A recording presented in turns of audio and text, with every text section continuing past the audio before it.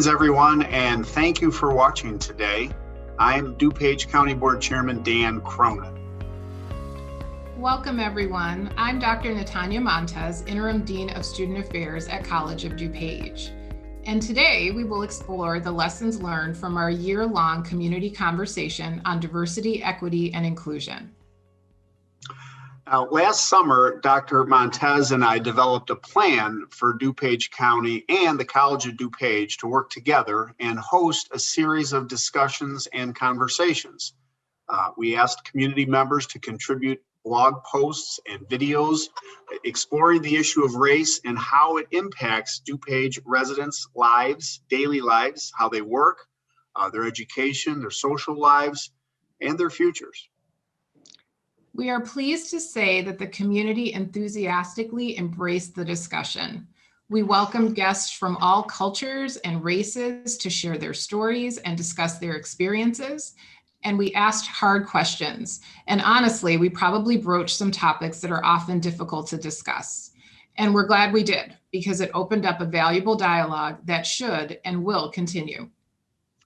Now, as we step back and consider what we heard and what we learned throughout this process, and today, as we step back and reflect on all of this, we are honored to be joined by some really accomplished, thoughtful guests who will help us reflect on this important year, really defining period of time in all of our lives, and help us identify the path forward.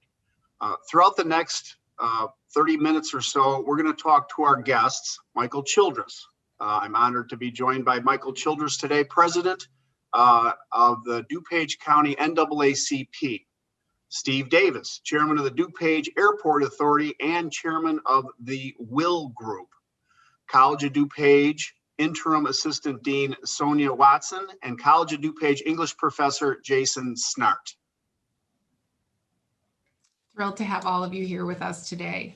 So I'd like to start by asking all of our panelists this first question.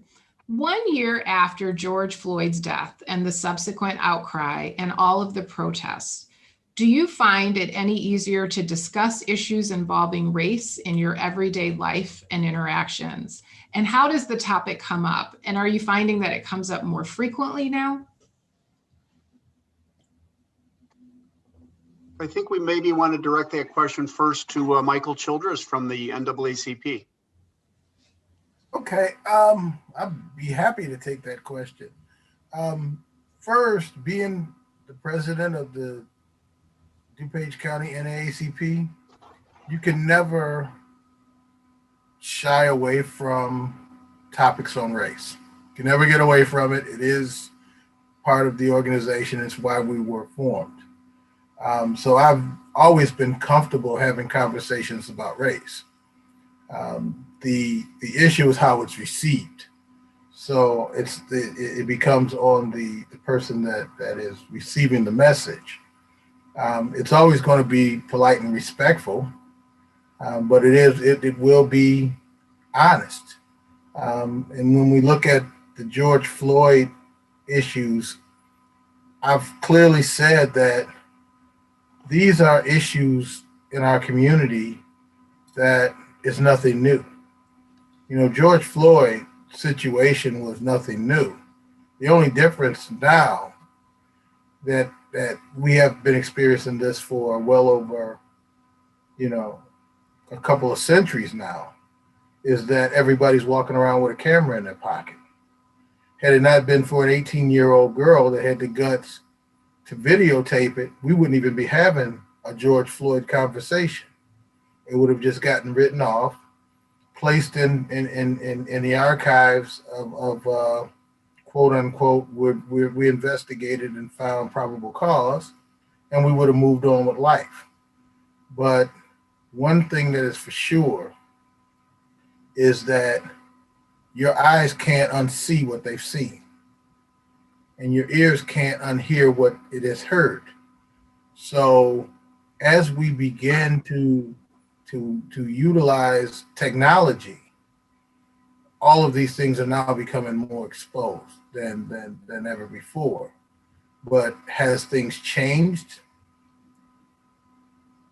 I think some things have gotten better, but one thing that is really, really important is that we continue to have these dialogues, because if you don't, then hurt feelings are harbored, and no one, everybody's segmented and moved out into their own slice of the world, and no one ever comes together to discuss where these problems exist so that they can be rooted out.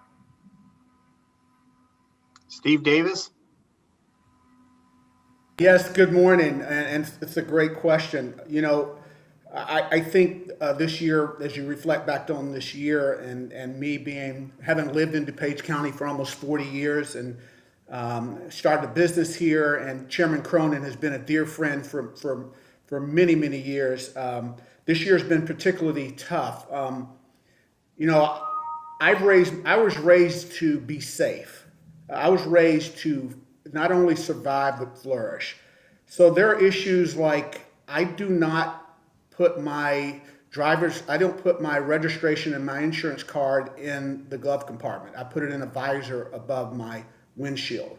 So if a policeman comes, I know that they're going to be comfortable with me not having to reach over. When issues that we deal with every day come to the forefront, sometimes it's painful. And when you're trying to have dialogue with people, people often want to not talk about the humanity of the issue, not the humanity of me having to put my driver's license, my registration and insurance card above my visor, but a political point of view. Meaning, if you support one way, then you have one political view. If you support another, you have another political view, and we don't talk about the humanity. We don't talk about George Floyd's family that lost her life. We knew Trayvon Martin's mother, and when Trayvon passed away, we were hurt, not because we heard the political portions of Stand Your Ground versus a right for a kid to walk around with Skittles. We were dealing with a mourning mother. When the issues of Black Lives Matter, people were wanting to make a political statement out of it, whether you believe Black Lives Matter was the right political group or not. And to me, it's more of an affirmation. If my kid comes to me and says, "Dad, do you love me?" And I say, "Well, I love all of my kids." That's not what they want to hear. So I think particularly right now, I think African Americans around the country need to hear Black Lives Matter, not because it's a political point of view, because our lives need to matter. There's a saying, intent creates a habit, which creates a tradition, which creates a culture. When you have a situation that has been created over the last 400 years, or over the last couple hundred years, you can't just say, well, we had 400 years of slavery, 400 years of history of African Americans in this country. 18 generations were under either slavery and or Jim Crow. We have 2 generations that have lived since the Voting Rights Act. And that intentionality doesn't change. The effects of 18 generations does not change unless you're just as intentional about changing it. And the great news is people like Dan Cronin are very intentional. His support of what I do at the airport is very intentional. Not only does he know that I'm very capable, but he knows how important it is for an African American to sit where I sit. That is the chair of the DuPage Airport Authority. And those are the kind of things that I think are going to make a difference. And yes, we must have a dialogue about race. We must be able to talk about the incidences that are happening and not necessarily take a political point of view, one side or the other, but get to the humanity of a lost life. Then I think we'll start to see change. Wow, that's great stuff. That's really great stuff. How about Sonia Watson? So thank you and good morning, everyone. I agree. I think it comes back to the human element of sharing our stories. So storytelling and story listening. And the more that we can share our stories, we can see how connected we really are. I know most of my life, as I had explained in my blog as well, I tried to fit into a box that wasn't representative of the diversity that I represent. And I was neither one nor another. I was a combination. And I didn't feel like I belonged. And I think it comes back to the sense of belonging. The more that we can understand that we do belong and don't have to fit into these boxes, and continuing to share our stories, other people can see, oh, you know what? I feel that too. I've gone through that too. But we're also able to lift our voices for the greater good, because people don't understand how impactful and how hurtful microaggressions really are, or what even a microaggression is, and that they've been using them towards us, and how it makes us feel. I think for so long, we've been afraid to show our feelings or talk about our feelings, to say, hey, this is hurtful, this is wrong. And what I've loved about this is that so many of our students, our faculty, our staff, our community members have been banding together to stand up against injustice and racism, and are in support of those that are marginalized and underserved. And so in continuing to do our storytelling and story listening, I think we see how we can come together and make that change that is desperately needed. Very good. Very good. Jason, how about you? Yeah, what a tough question, honestly. So are conversations about race easy now or easier now? From my perspective, I would have to say no, they're not easy or easier. But maybe the flip side, or the glass half full, is that they're maybe more necessary than ever. And precisely because they're not easy, they're more necessary.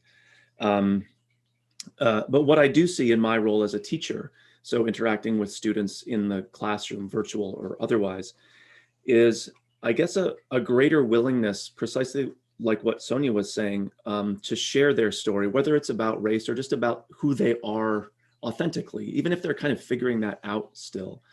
I see a greater willingness to do that. And I really appreciate what Mr. Davis was saying about intentionality.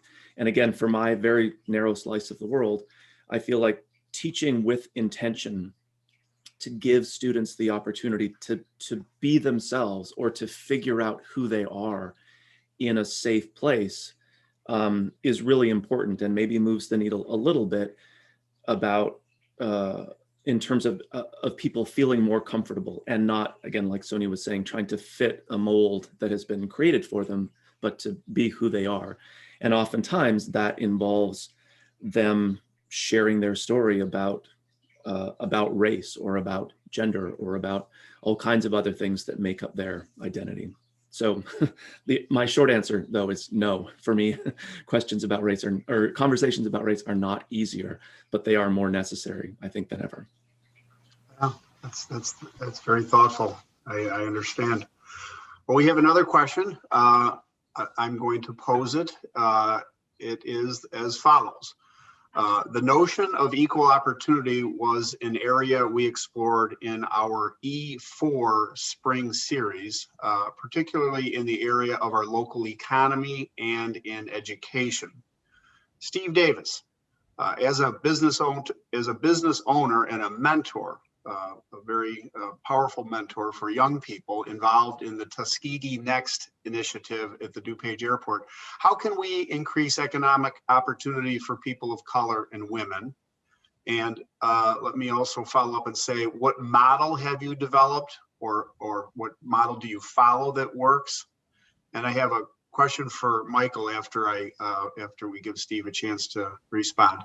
Oh, Chairman, thank you.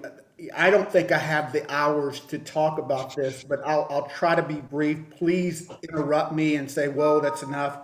That's a great question, one that I ponder quite a bit. Let me say, first and foremost, I wish everybody liked each other, but they don't. I think there are people that are prejudiced.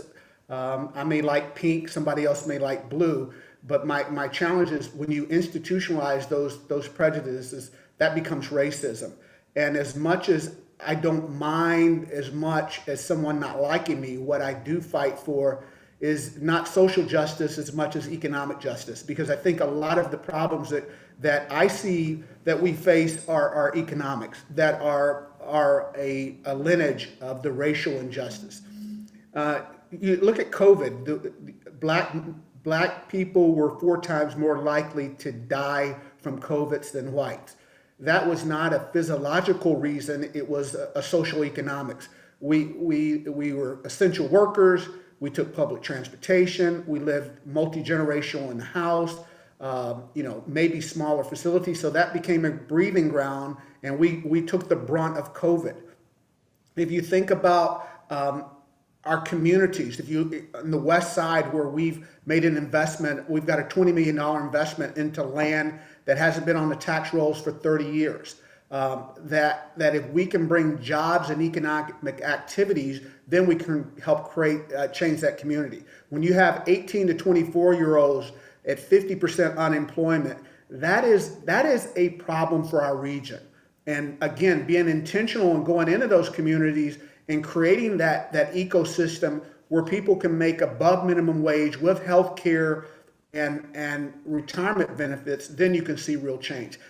Dan Cronin knows that is my mission in life. It's about economic impact. I didn't know at one time if I was called to ministry, even talked about running for political office. But what I really found is my real purpose is creating meaningful jobs. I can make real change in lives and communities. I had a young man that served 17 years in jail for a capital offense, could not find a job. To have him come to work for us, making above minimum wage with health care and a 401k benefit, meet with my 401k administrator and sit and scratch his head and ponder that wonderful thing about risk tolerance on his 401k. That's transformational. That's awesome. When this young man is thinking about stocks versus bonds versus trying to make a way in the mean streets, that is impactful. So for me, and this is my mission, it's my calling. It's not that anyone else is not right. I'd love to take a couple minutes to talk about our Tuskegee Next project.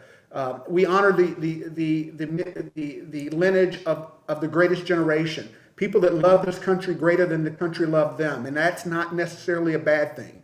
I think if people were trying to give more than they take, I have a motto: leave it better than you found it. That's what that generation did. And we bring at-risk kids. We've had nearly 50 kids. We have almost 40 kids that are now pilots because of that program. And thanks for the support of the DuPage Airport Authority and Chairman Cronin, we're starting to see lives being changed. So again, this is something that don't get me wound up about, because I really don't care. I love hearing it. I love getting you wound up because it's so inspirational. If you don't like me, but if I can help people become economically empowered, if we can create an ecosystem in a community where there's 6 or 7 turns, not one turn, then you could see change.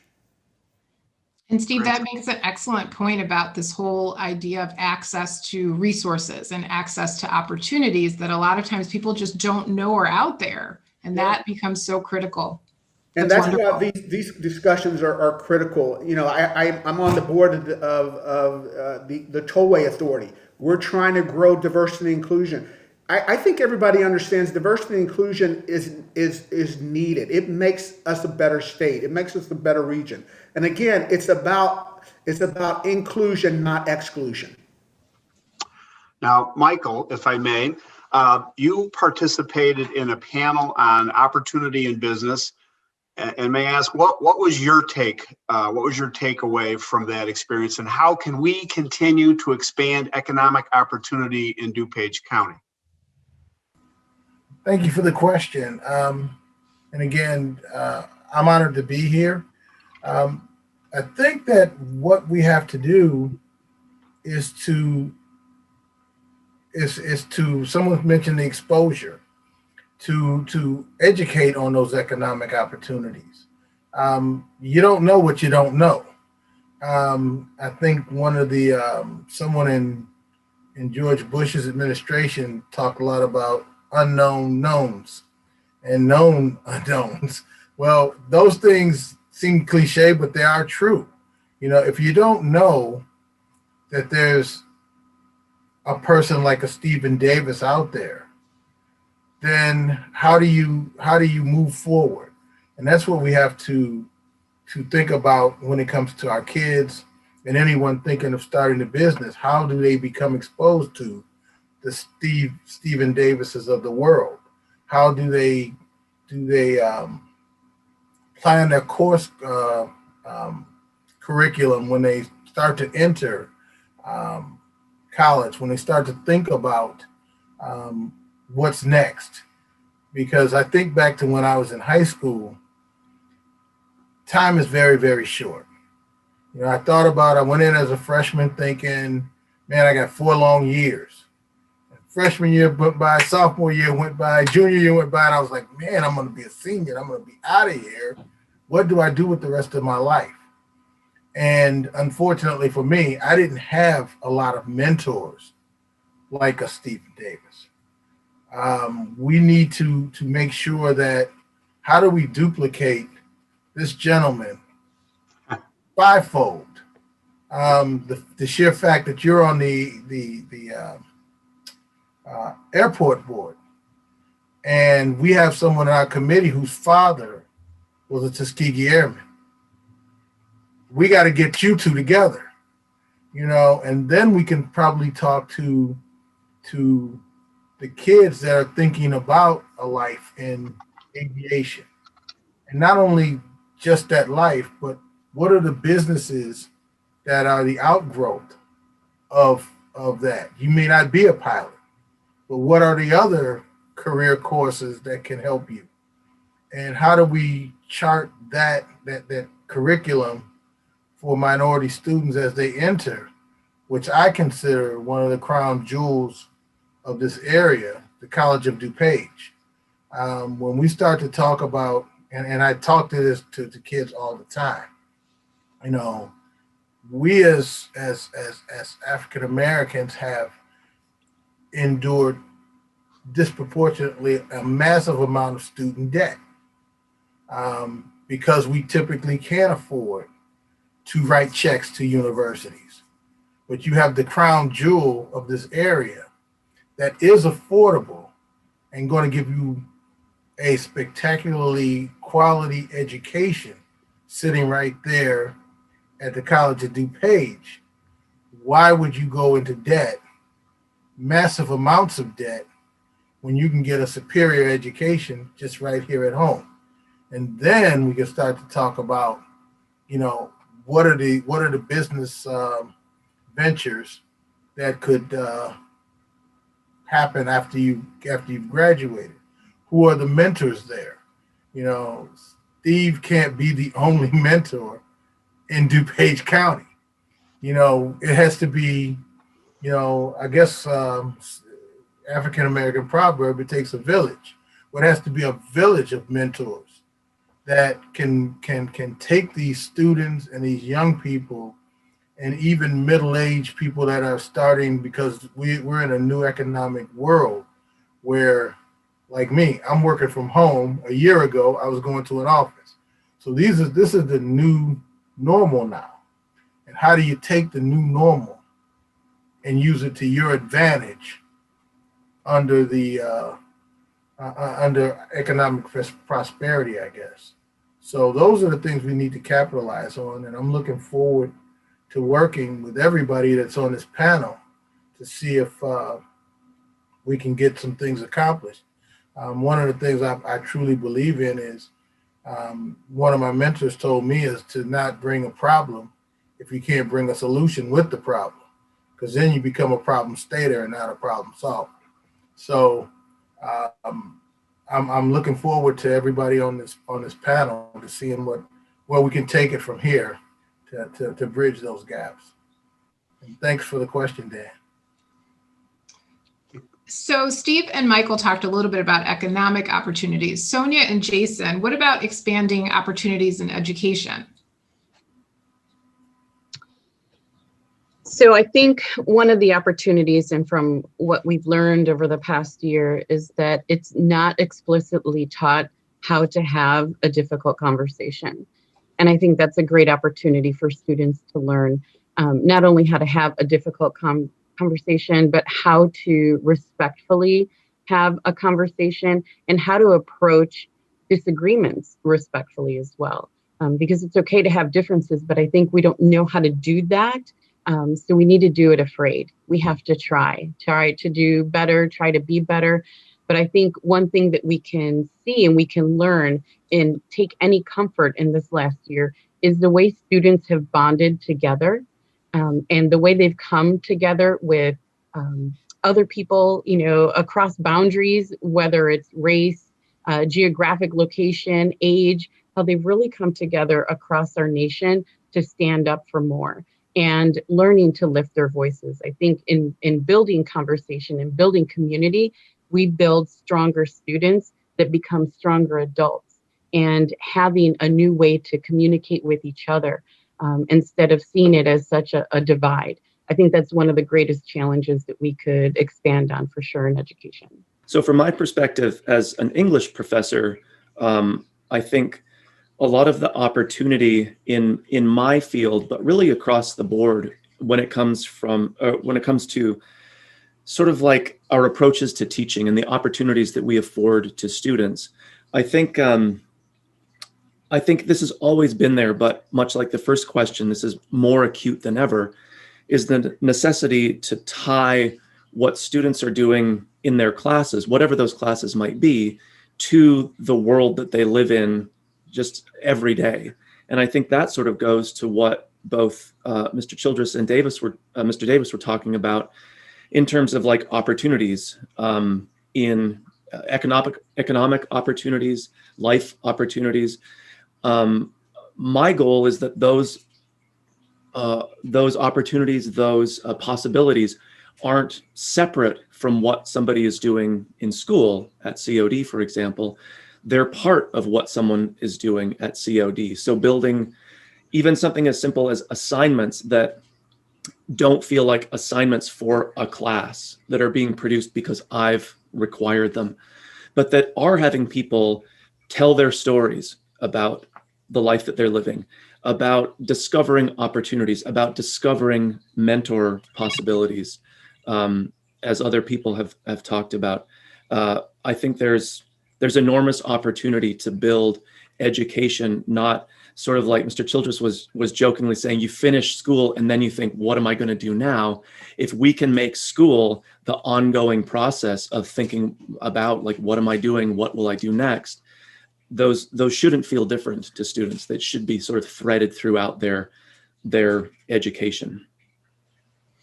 And Jason, I think that's so important because I think that helps to solidify, as Sonia talked about, that sense of belonging. And so if students feel that they're connected to the class and they belong in the class, then they feel part of a community, which helps them then grow in the DuPage County community. And then to Michael, your point, it helps them to connect with different opportunities, and they see themselves living in the community and working in the community, which is exactly what we want for our students. So thank you for that.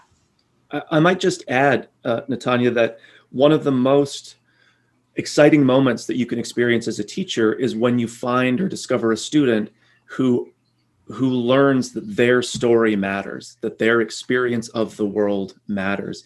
And they might discover that in the microcosm of my 20-person class, but then they extend that to all of those other communities that they're a part of, that their story matters. And that's a huge moment for a lot of students because that empowers them to go and tell their story and to learn the stories of other people, which again sort of speaks back to what Sonia was saying about that notion of being authentic, about being yourself and discovering who you really are. Yeah, that's very compelling, very compelling. Well, this has been a wonderful discussion. I have really enjoyed it thoroughly. As we consider our path forward, I like to take all of these thoughts into consideration. I do think College of DuPage does a marvelous job in making the educational experience relevant, and I think that that's what I so love about community college. I think there's a real focus on educating, broadening the mind, but giving young people and maybe not so young people the tools to make their path in the world. And I think College of DuPage is remarkably successful in that area. I look at what we've done with the forums and the discussions and dialogues that we've been engaged in over the past year, or since the tragic George Floyd experience, And I think it has been formative in what we do with the county. I think but for no other reason, I think being very mindful of where we are and what, the issues have been. And I think Steve Davis and Michael and Sonia and Jason, you've really done a marvelous job in sort of conveying and all of these issues in a very compelling way. And so I guess I want to just say thank you very much. I'm going to kick it over to Dr. Montes and invite you to share your thought at this juncture. Can I express a concern though? Yes, sir. And I ponder on this a lot. The concern that I have is that the College of DuPage is so good at what it does. I think that in a lot of areas, especially among Black kids, we're experiencing a talent drain. College of DuPage educates them, gives them a really quality education for the next level. My concern is that they take that level and then move away, never to come back, going to some of the upper crusted universities outside of this area. Our AXO program is very, very successful, and it's the #1 AXO program thanks to the College of DuPage in the nation. But then we have a lot of our students go off to the MITs, the North Carolinas, the Northwesterns of the world, never to return.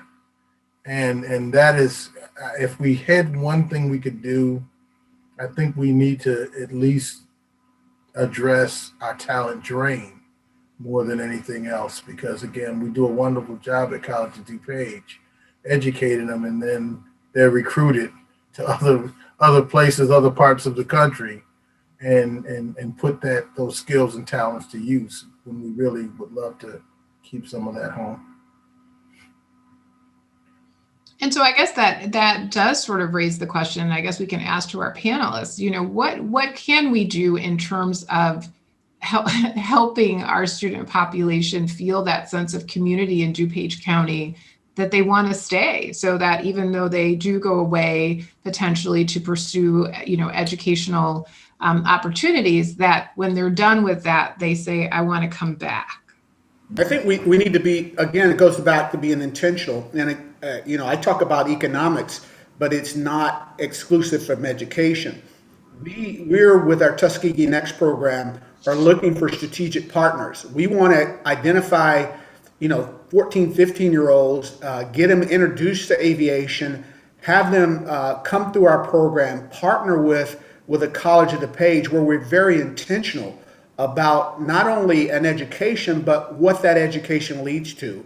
And then from College of DuPage, that you guys send people to MIT, to an Emory-Riddle or Southern University into their aviation program. And who knows, maybe you get on a plane, the next United flight you get on, and one of our kids is the captain of that airline, living right here. Those things are happening. I've seen it happen. We just need to be more intentional and not operate in silos. We need to break down the silos and come together to form these strategic alliances to help our kids. Well, I tell you what, I found this very helpful. I think about all the lessons that we've learned or the dialogue that we've engaged in as we forge our path forward at the county. I want to take a moment to thank Dr. Montes and the Jason and Sonia, Steve and Michael. You've been awesome panelists.